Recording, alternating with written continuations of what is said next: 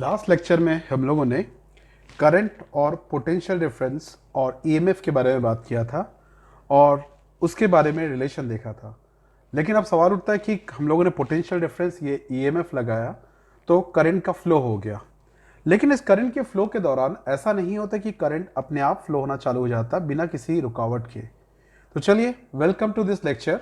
इस लेक्चर में हम लोग बात करेंगे ओम्स लॉ के बारे में और हम लोग एक नए फिजिकल क्वांटिटी के बारे में जानेंगे जिसे कहते हैं हम लोग इलेक्ट्रिकल रेजिस्टेंस। तो पहले बात करते हैं ओम्स लॉ है क्या। एक्चुअली में क्या था, एक साइंटिस्ट थे जिनका नाम था जॉर्ज साइमन ओम। ठीक है, एक साइंटिस्ट थे जिनका नाम था साइमन जॉर्ज साइमन ओम। इन्होंने एक एक्सपेरिमेंट कंडक्ट किया था और उस एक्सपेरिमेंट पे उन्होंने कुछ ऑब्जर्वेशन लिया और वो ऑब्जर्वेशन क्या था उसको देखते हैं हम लोग। उन्होंने एक बार कंडक्टर लिया, एक कंडक्टर ले लिया था। इस प्रकार से एक कंडक्टर था और उस कंडक्टर के अक्रॉस में उन्होंने एक वेरिएबल वोल्टेज सोर्स लगाया था, कुछ इस तरह का वेरिएबल वोल्टेज सोर्स, जिससे कि वोल्टेज को चेंज कर सके। और उन्होंने क्या किया था, उसमें से फ्लो होने वाले करंट को मेजर करने के लिए एक एमीटर लगाया और साथ में हमारा जो कंडक्टर था उस कंडक्टर के पैरेलल में एक वोल्ट मीटर लगा दिया। वोल्ट मीटर का काम है दो पॉइंट के बीच का पोटेंशियल डिफरेंस को मेजर करना। अब उन्होंने क्या किया, वोल्टेज वर्सेस करंट के बीच का एक ग्राफ बनाया, एक रीडिंग लिया, ऑब्जर्वेशन लिया। एक कॉलम बनाया V के लिए, एक कॉलम बनाया I के लिए और एक कॉलम बनाया V बाई I के लिए। उन्होंने इस कंडक्टर का रेजिस्टेंस, इसका टेम्परेचर वगैरह में किसी प्रकार का कोई चेंज नहीं किया। उसके बाद क्या किया, उन्होंने देखा जैसे जैसे वोल्टेज बढ़ा रहे हैं, जैसे जैसे बैटरी से वोल्टेज को चेंज कर रहे हैं, वोल्टेज और करंट में वेरिएशन आ रहा है। तो वोल्टेज का कुछ रीडिंग आया, करंट का कुछ रीडिंग आया, वोल्टेज का कुछ रीडिंग आया, करंट का कुछ रीडिंग आया, वोल्टेज का कुछ रीडिंग आया, करंट का कुछ रीडिंग आया। डिफरेंट डिफरेंट रीडिंग आ रहा है। लेकिन एक चीज उन्होंने ऑब्जर्व किया, V और I का जो रेशियो है ना वो कांस्टेंट आ रहा है, वो फिक्स आ रहा है। मतलब V बाई आई जो है उनके पास क्या आ रहा था, कांस्टेंट आ रहा था। दैट इज V बाई आई उन्होंने बताया कांस्टेंट है। और इसी कांस्टेंट के बेसिस पे उन्होंने V बाई आई इस कांस्टेंट का नाम रखा गया R। क्योंकि उन्होंने एक चीज देखा था, जितना अगर बात करें वोल्टेज बढ़ाने पे अगर करंट का वैल्यू हम लोग का कम है, मतलब वो क्या कर रहा होगा, जरूर करंट के फ्लो में हर्डल क्रिएट कर रहा है। उसी हर्डल के बेसिस पे उन्होंने एक नया टर्म को डिफाइन किया and that term is called what, resistance. इस टर्म का नाम रखा गया उन्होंने रेजिस्टेंस। और इसी के बेसिस पे उन्होंने अपना ओम्स लॉ दिया। और ओम्स लॉ कुछ इस प्रकार से है, इसको देखते हैं हम लोग। तो देखिए, ये हमारा ओम्स लॉ क्या बोलता है, current flowing through a conductor is directly proportional to the potential difference applied across its end provided temperature and dimension of the conductor remains constant. मतलब उस कंडक्टर का डायमेंशन, मतलब शेप एंड साइज में कोई change नहीं होना चाहिए और उसके टेम्परेचर में कोई चेंज नहीं होना चाहिए। अगर ऐसा है तो बोलता है उसमें से फ्लो होने वाला करंट उस पर पोटेंशियल डिफरेंस के प्रोपोर्शनल होता है। तो इसको हम लोग ऐसे लिखते हैं, इस जगह से V is proportional to I ऐसा लिखते हैं, या V is equal to some constant R I, और यही से हमारे पास आ जाता है V by I is equal to R। और यही होता है हमारा रेजिस्टेंस। और रेजिस्टेंस का मतलब होता है कि फ्लो ऑफ करंट में जो हर्डल या ऑब्स्टिकल क्रिएट करता है वो कंडक्टर, उसे ही हम लोग क्या कहते हैं, उस कंडक्टर का रेजिस्टेंस कहते हैं। और ओम ने एक इस एक्सपेरिमेंट से एक और भी चीज उन्होंने फाइंड आउट किया था। उन्होंने बताया था कि अगर आप V वर्सेस I के बीच का ग्राफ बनाते, सपोज उन्होंने एक एक्सिस में ले लिया था I और एक एक्सिस में ले लिया था V, तो उन्होंने अगर V वर्सेस I के बीच में ग्राफ बनाते हैं तो ये एक स्ट्रेट लाइन मिलता है। अगर ये ग्राफ स्ट्रेट लाइन है, अगर ये स्ट्रेट लाइन है तो ऑब्वियस सी बात है R कांस्टेंट है, और अगर R कांस्टेंट है तो वो हमारा ओम्स लॉ को फॉलो करता है। That is it follows Ohm's law, ये ओम्स लॉ को फॉलो करता है। ठीक है, इस चीज को ध्यान रखेंगे। और ये जो V वर्सेस I ग्राफ होता है, इसको एक स्पेशल नाम से बुलाया जाता है and that is called characteristic graph. इसे कहते हैं हम लोग कैरेक्टरिस्टिक ग्राफ बोलते हैं। यहां पर ध्यान रखना, कभी भी कहीं पर भी आप अगर ये टर्म सुनते हैं ना कैरेक्टरिस्टिक ग्राफ, तो कैरेक्टरिस्टिक ग्राफ बोले मतलब ही हम बात कर रहे हैं किसके बारे में, हम लोग v वर्सेस i के बीच का ग्राफ बना रहे हैं। तो v को कभी इधर दिखा देता है, कभी v को इधर दिखा देता है, तो इससे आप ज्यादा परेशान मत होना। लेकिन यह ध्यान रखना कि i एक्सिस से जो स्लोप बनता है वो हमेशा i एक्सिस से जो स्लोप बनता है, सपोज ये थीटा है हम लोग का, तो जो स्लोप होगा, स्लोप विथ i एक्सिस, ये होगा tan थीटा लेंगे हम लोग यहां से, और स्लोप हमेशा रेजिस्टेंस को बताता है। स्लोप हमेशा किसको बताता है हम लोग का, रेजिस्टेंस को इंडिकेट करता है। तो जस्ट ये चीज आपको अच्छे से दिमाग में रखना पड़ेगा। तो ये था हम लोग का ओम्स लॉ।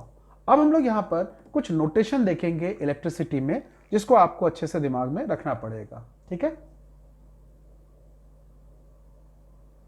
देखिए करंट इलेक्ट्रिसिटी में यूज होने वाले कुछ सर्किटल सिंबल का यूज करेंगे हम लोग, जिसको आपको अच्छे से दिमाग में रखेंगे हम लोग। क्या होता है, जैसे कभी आपको इस तरह का सिंबल दे देता है ऐसा, या इस तरह का सिंबल दे देता है, तो ये बताता है कि ये एक फिक्स्ड रेजिस्टेंस है, ये एक प्रकार का फिक्स्ड रेजिस्टेंस है। ठीक, ये समझ में आ गया। और अगर मान लेते हैं आपके पास ऐसा कुछ दिया हुआ है ऐसा, या फिर इस तरह का दे दिया है, तो ये हमेशा एक वेरिएबल रेजिस्टेंस को बताता है। वेरिएबल रेजिस्टेंस मतलब जिसके वैल्यू को आप चेंज कर सकते हैं, जिसके वैल्यू को आप चेंज कर सकते हैं। ये एक नोटेशन यूज होता है, ये होता है फॉर सेल। ये सेल के लिए यूज होता है। सेल मतलब वो बायो वाला सेल नहीं ना, या हम लोग का सेलुलर नेटवर्क वाला सेल नहीं, ये हम लोग सेल बोलते हैं। जो अपन लोग यूज करते हैं ना, कई सारा आता है एवरेडी का, तो वो सेल होता है। और जो बैटरी होता है, कुछ नहीं, कॉम्बिनेशन ऑफ सेल को ही हम लोग बोलते हैं बैटरी। जब बहुत सारे सेल को आप लाइन से लगा देते हैं तो उसे हम कहते हैं क्या, battery. This is battery.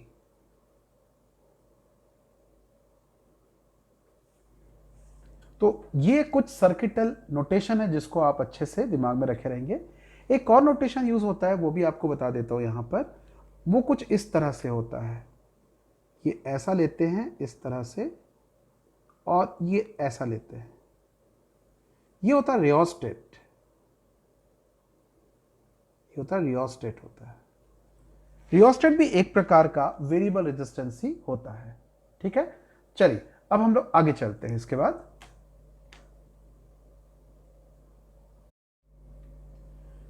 Next देखो यहां पर factors affecting resistance of a conductor. हम लोग देखना चाहते हैं कि किसी भी कंडक्टर का रेजिस्टेंस किन किन फैक्टर्स के ऊपर डिपेंड करता है। तो इसको आप एक एक करके ध्यान से देखते जाएंगे। पहला, resistance of a conductor. Resistance of a conductor जो है वो डिपेंड करता है, length of the conductor depend करेगा। जितना लंबा कंडक्टर होगा उतना ज्यादा हम लोग का रेजिस्टेंस होगा। यहां पे इस लेंथ को लेके थोड़ा सा इशू है, मैं आपको उसके कुछ कंडीशन बताऊंगा तो आप समझेंगे उस समय। दूसरा जो चीज रहता है हम लोग का रेजिस्टेंस जो रहता है वो डिपेंड करता है हम लोग का inversely proportional to area of cross section. मतलब एरिया ऑफ क्रॉस सेक्शन जितना बड़ा रहेगा उतना ही हम लोग का क्या रेजिस्टेंस कम होगा। और तीसरा जो चीज रहता है वो डिपेंड करता है resistance nature of the conductor. ये डिपेंड करता है nature of the conductor, of the conductor. मतलब कंडक्टर अलग अलग रहेगा, भले ही कंडक्टर है लेकिन कॉपर का रेजिस्टेंस अलग होगा और एल्युमिनियम का रेजिस्टेंस अलग होगा, गोल्ड का रेजिस्टेंस अलग होगा, सिल्वर का रेजिस्टेंस अलग होगा। तो ये बोलना चाहता है यहां पर। ठीक है, अब अगर आप इस चीज को कंबाइन करते हैं तो देखिएगा यहां से, अगर आप इसको कंबाइन करते हो तो देखो क्या बनेगा, R is proportional to L by A, जिसके कारण इस प्रोपोर्शनल साइन को अगर आप हटाओगे तो आपके पास आ जाएगा R will be equal to हम लोग लिखेंगे रो एल बाई ए। ये जो रो होता है, इस रो को कहते हैं हम लोग रेजिस्टिविटी। इस रो को कहते हैं हम लोग रेजिस्टिविटी।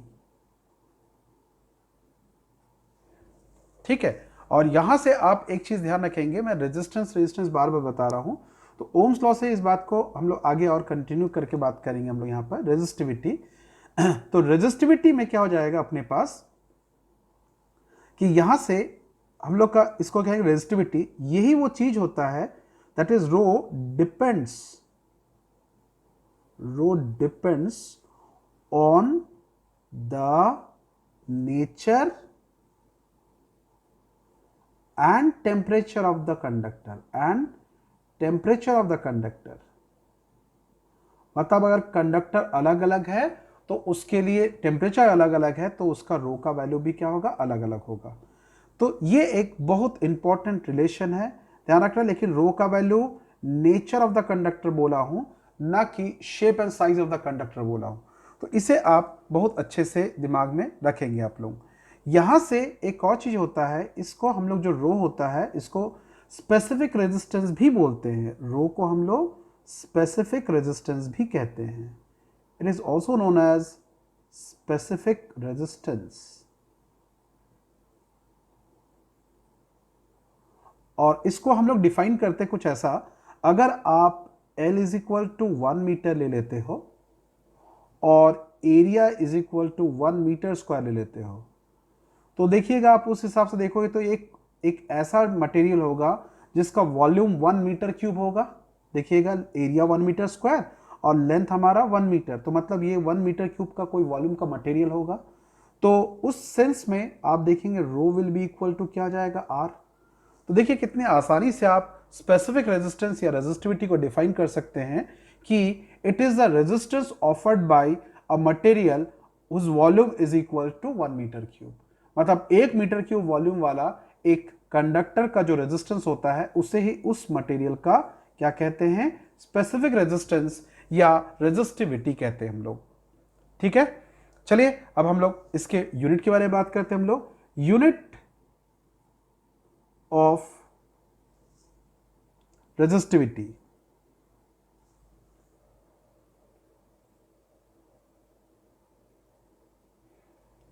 देखिए unit of resistivity,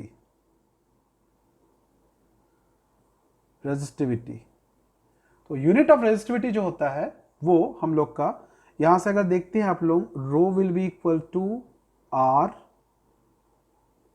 A by L. और आपको पता आर जो है रेजिस्टेंस है तो इसका यूनिट ओम होगा, एरिया का यूनिट ओम मीटर स्क्वायर होगा, लेंथ का क्या लिखेंगे, मीटर, तो ये हमारा बन जाएगा ओम मीटर। ठीक है, तो ये आपको यहां से एकदम क्लियर है मेरे ख्याल से। तो इसके ऊपर बेस करके हम लोग आगे जाके कुछ न्यूमेरिकल्स देखेंगे, बट मैं आपको कुछ एक स्पेसिफिक रिलेशन बता दे रहा हूं जो आपके बहुत काम आने वाला है। इसको न्यूमेरिकल सॉल्व करते समय हम लोग हेल्प यूज करेंगे। जैसे कि आपको ये बताया जा रहा है, हमारे पास ये एक कंडक्टर है, जैसे इमेजिन कीजिए दिस इज अ कंडक्टर, ये कंडक्टर है। ओके, अब कंडक्टर का शेप क्या है उसके बारे में डिस्कस नहीं कर रहे हैं। इसका लेंथ L1 है और इसका एरिया जो है वो मान लेते A1 है। ठीक है, और इसका रेजिस्टेंस कितना है, R1 है। तो इस केस में आप जरूर ऐसा लिखेंगे, R1 is equal to rho L1 by A1। अब आपने क्या किया, इसी को सपोज स्ट्रेच कर दिया। जैसे ही स्ट्रेच किया होगा तो ऑब्वियस सी बात है ये थोड़ा सा लंबा हो गया होगा और साथ में थोड़ा पतला हो गया होगा। तो ये अब लेंथ कितना हो गया, L2, और इसका एरिया जो हो जाएगा वो कितना हो जाएगा, A2, और रेजिस्टेंस कितना हो जाएगा, R2।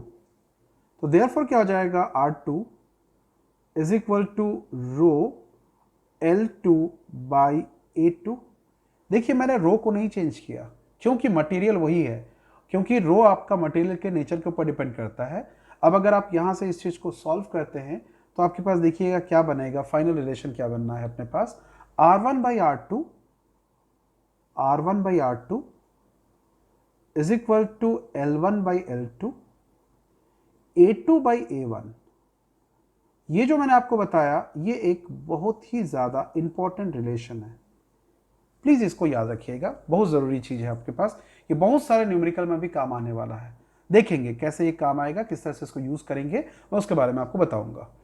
ठीक है, ये एक बहुत अच्छा चीज़ ध्यान में रखना अपने को। इसके अलावा कुछ और बातें भी हैं जिसको आपको दिमाग में रखना पड़ेगा। सबसे पहला चीज़ कि लेंथ किसको मानेंगे और एरिया ऑफ क्रॉस सेक्शन किसको मानेंगे, इसको लेके बड़ा इश्यू रहता है और इसको लेके बच्चे परेशान रहते हैं।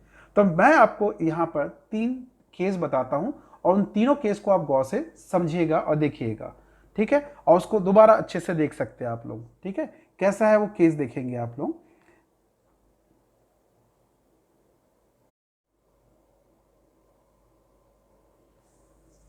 यहां पे देखिएगा आपके सामने 3 केस दिया हुआ है, एक ही कंडक्टर है, उसका 3 अलग अलग सिचुएशन बता रहा हूं, देखिए ध्यान से। जैसे मान लो ये कंडक्टर को लेते हैं, अगर इस कंडक्टर में करंट अगर इस डायरेक्शन में फ्लो हो रहा है तो तब हम लोग जिस डायरेक्शन में करंट फ्लो होता है उसे लेंथ मानते हैं, और उसका परपेंडिकुलर में जो सरफेस होता है उसे हम लोग एरिया ऑफ क्रॉस सेक्शन मानते हैं। ये एक सिचुएशन दिख रहा है आपको। दूसरा सिचुएशन ध्यान रखेंगे, मान लो करंट का फ्लो ऐसा हो रहा है, तो करंट जिस तरफ फ्लो होता है उसको हम लोग क्या मानते हैं, लेंथ। तो इस सिचुएशन में ये लेंथ होगा और ये बन जाएगा हम लोग का एरिया ऑफ क्रॉस सेक्शन। तीसरा केस देखिएगा, तीसरा केस ऐसा हो सकता है हमारे पास कि एक ऐसा गया एक ऐसा गया, एक मान लेते हमारा करंट ऐसा फ्लो हो रहा है, ऐसा फ्लो हो रहा करंट, तो इस सिचुएशन में हमारा ये वाला लेंथ बन जाएगा और जिस तरफ करंट फ्लो होता है उसके परपेंडिकुलर डायरेक्शन में जो प्लेन होता है उसे हम लोग एरिया ऑफ क्रॉस सेक्शन मान लेते हैं। तो ये इस केस में एरिया ऑफ क्रॉस सेक्शन ये बन जाएगा। तो ये आपके पास डिफरेंट डिफरेंट सिचुएशन है जिसके बेसिस पे आप आइडेंटिफाई कर सकते हैं कि इसको एरिया ऑफ क्रॉस सेक्शन मानना है और किसे हमको लेंथ अज्यूम करना है। तो देखिए है एक ही कंडक्टर, लेकिन एक ही कंडक्टर के देखिए 3 अलग अलग सिचुएशन, करंट के फ्लो के अकॉर्डिंग हम लोग क्या करते हैं उसका लेंथ मानते हैं और एक को एरिया ऑफ क्रॉस सेक्शन मानते हैं। जिस डायरेक्शन में करंट फ्लो होता है उसको हम लोग लेंथ मानते हैं और उसके अपोजिट और जिस उस करंट के फ्लो के परपेंडिकुलर डायरेक्शन में जो प्लेन होता है उसको हम लोग एरिया ऑफ क्रॉस सेक्शन मानते हैं। ठीक है, समझ में आ रहा है। चलिए अब जल्दी से एक आध इलस्ट्रेशन देखते हैं तो हमको ज़्यादा अच्छे से समझ में आएगा। मैं आपको कुछ इलस्ट्रेशन बताऊंगा, साथ में कुछ रिजल्ट बताऊंगा, उस रिजल्ट को भी आप दिमाग में रखेंगे। देखिए इलस्ट्रेशन देखिएगा क्या बोलता है, length of a wire is increase by 20% by stretching it, find the percentage increment its resistance. एक वायर है तो वायर का शेप ऑब्वियसली सिलेंड्रिकल होता है, तो आप यहाँ पर सीधा सीधा उसके लॉजिक पर आ जाएंगे कैसे बनाना है। हमने को मैंने आप लोगों को लास्ट टाइम बताया भी था।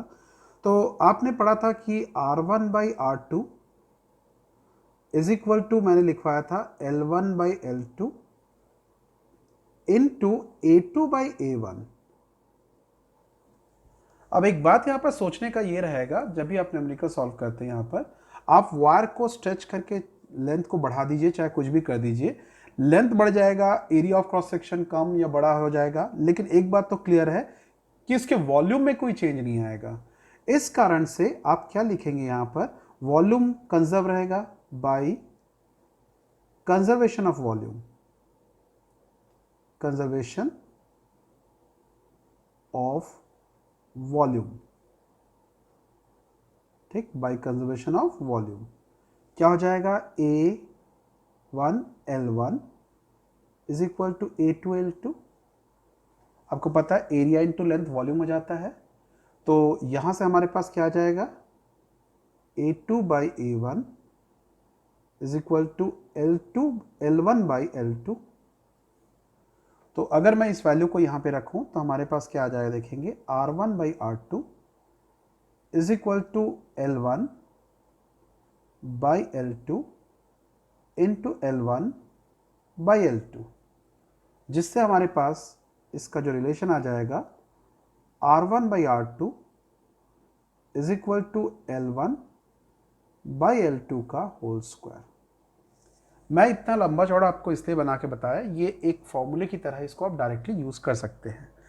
अब प्रॉब्लम क्या दिया है, प्रॉब्लम बोलता है एक वायर है उसका लेंथ को 20% बढ़ा दिया गया है, तो उसके रेजिस्टेंस में कितना परसेंट चेंज आएगा। तो देखिएगा आप सीधा सीधा कभी रेजिस्टेंस में चेंज अगर निकालना है मतलब क्या होगा, change in resistance bye original resistance into 100 कर दो। तो आपको ये क्या बताएगा, परसेंटेज चेंज इन रेजिस्टेंस, जिसका वैल्यू को आप लिखेंगे ऑब्वियसली क्या बताइए, L2 का स्क्वायर माइनस L1 का स्क्वायर अपॉन L1 का स्क्वायर इंटू 100। अब इस प्रॉब्लम को सॉल्व करने का सबसे बेस्ट तरीका, कभी भी परसेंटेज बेस्ड प्रॉब्लम अगर आता है तो इसको सॉल्व करने का तरीका ये होता है कि आप इनिशियली 100 मान लीजिए, इनिशियल लेंथ 100 था, बाद में उसका लेंथ कितना हो गया हम लोग का 20% बढ़ा दिए, मतलब न्यू लेंथ जो हो जाएगा वो 120 हो जाएगा। तो इसी को मैं आगे बढ़ाता हूं और आगे बढ़ा के सॉल्व करता हूं, तो क्या होगा देखेंगे।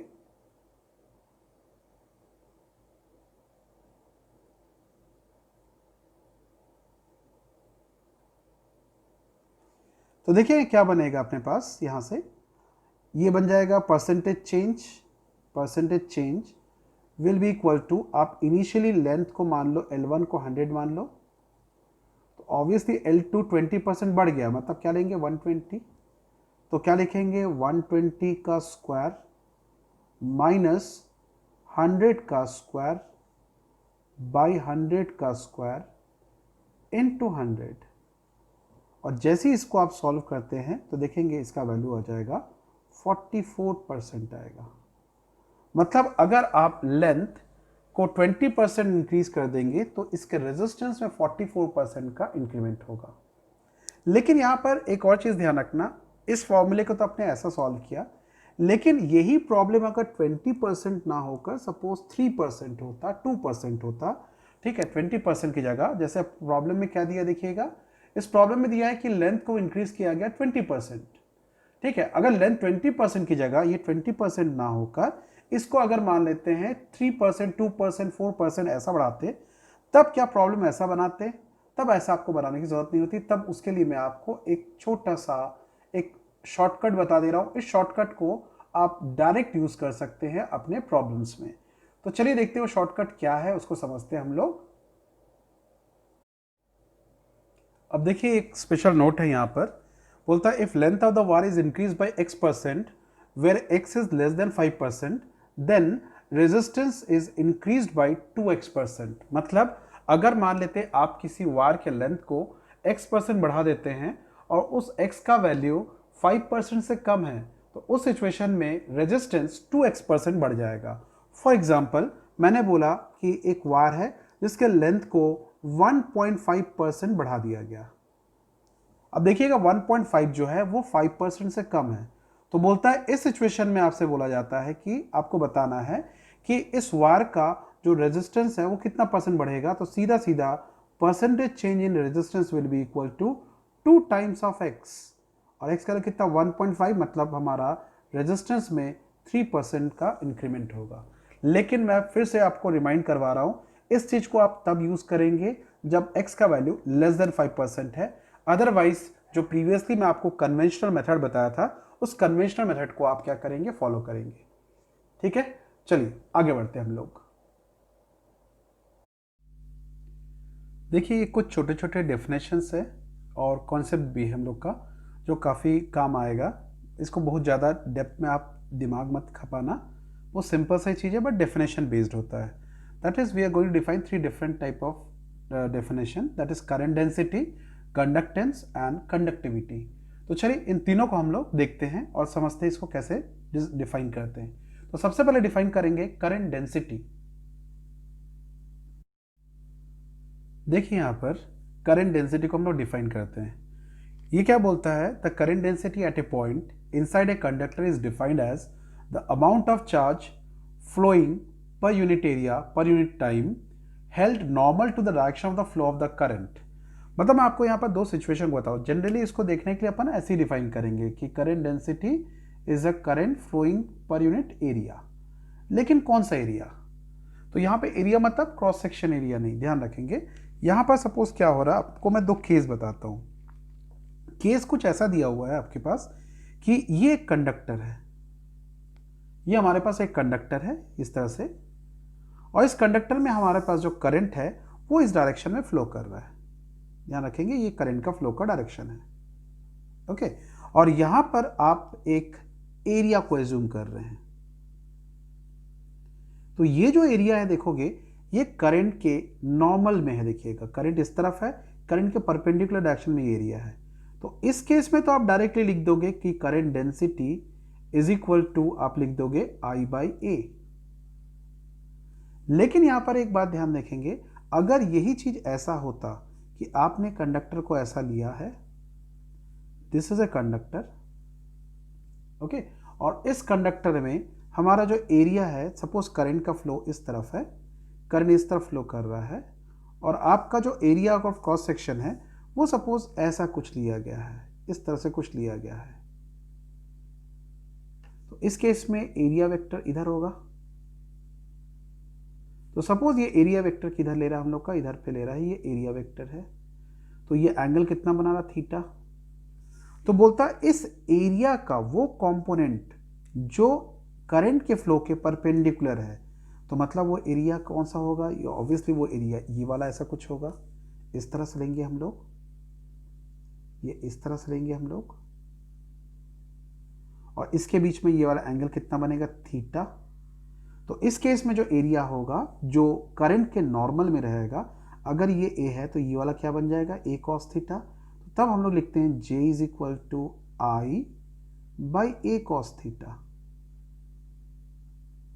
और यहां से आप देखोगे कि अगर मैं इस चीज को और आगे लिखता हूं तो आपके पास एक रिलेशन आ जाता है, I इज इक्वल टू, लिखेंगे I इज इक्वल टू, आप लिखेंगे J A cos थीटा, और इसको लिख सकते हैं आप लोग कि I इज इक्वल टू, ठीक है, आप यहां से लिख सकते हैं I इज इक्वल टू, आप लिख सकते हैं J dot A, J vector dot A vector. तो इससे आपको कंफ्यूजन मिलता है कि J जो है वो करंट डेंसिटी जो है वो हम लोग का एक वेक्टर क्वांटिटी है। सो करंट डेंसिटी ध्यान रखेंगे, J is a vector quantity. Current vector नहीं है बट करंट डेंसिटी जो है वो वेक्टर क्वांटिटी है। ठीक है, ये एक बहुत सिंपल सा डेफिनेशन था। यूनिट याद रखेंगे, इसका यूनिट जो होगा वो होगा हम लोग का एम्पियर पर मीटर स्क्वायर। ये था हम लोग का करंट डेंसिटी का डेफिनेशन। ठीक है, चलिए अब हम लोग यहाँ पर बात करते हैं, अगला एक चीज देखते हैं, दैट इज कॉल्ड कंडक्टिविटी के बारे में बात करते हैं हम लोग, एंड रेजिस्टिविटी के बारे में बात करते हैं, कंडक्टेंस एंड कंडक्टिविटी के बारे में बात करते हैं। कंडक्टेंस, तो देखिए कंडक्टेंस भी बहुत सिंपल सा चीज है। It is nothing, it is reciprocal of resistance. It is basically conductance is defined as reciprocal of resistance. और इस कारण से आपको पता है रेजिस्टेंस का यूनिट जो होता है वो होता है ओम। तो इसका यूनिट क्या होगा, इसका यूनिट होगा 1 बाई ओम, या फिर इसको हम लोग बोलते हैं मोह बोलते हैं। ठीक है, थोड़ा देख के हंसता नहीं आप लोग, इसको मोह बोलते हैं या ओम इनवर्स बोलते हैं। एक और नाम होता है इसका, उसको भी ध्यान रखेंगे, दैट इज कॉल्ड साइमन। इसका जो हम लोग का और एक यूनिट होता है दैट इज साइमन। ठीक है, Simons, in fact not Simon, Simons, क्योंकि साइंटिस्ट के नाम से तो इसको आप ऐसा ले सकते हैं। ये एक आध बार आपको प्रैक्टिकल वाइवा वगैरह में इसको पूछ देता है कि साइमन्स किसका यूनिट होता है। तो साइमन्स जो होता है कंडक्टेंस का यूनिट होता है। ठीक है, इसी तरह से हमारे पास एक टर्म और पढ़ते हैं जिसको बोलते हैं कंडक्टिविटी, जिसको हम लोग बोलते हैं कंडक्टिविटी। ये रेजिस्टिविटी का रेसिप्रोकल है। तो conductivity is defined as reciprocal of resistivity. ठीक है, तो इसे भी याद रखेंगे आप लोग। इसका यूनिट हो जाता है हम लोग के पास मोह इनवर्स, मोह मीटर इनवर्स, या मोह पर मीटर, या फिर हम लोग बोलते हैं इसको साइमन पर मीटर, साइमन पर मीटर, ये इसका यूनिट होता है। तो इसमें फिलहाल इसको आप इतना याद रखिए। ठीक है, आगे हम लोग इसको और कंटिन्यू करेंगे। तो नेक्स्ट लेक्चर में हम लोग और भी चीज़ों के बारे में बात करेंगे। So till then, bye, take care and have a nice time ahead.